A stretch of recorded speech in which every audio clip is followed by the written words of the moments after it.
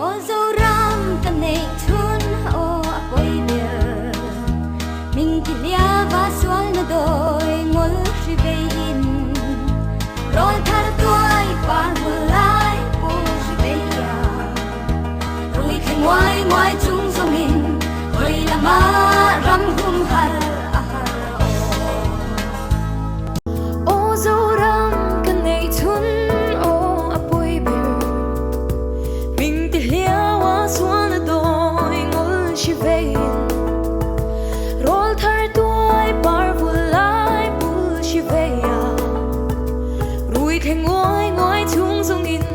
khơi làm ma ram hum har ô ô dâu ram cần này chun ô bồi bia mình thì lia và xuân nó đôi ngol si về in rồi thar tuổi par mulai pu si về ya rồi khi ngoài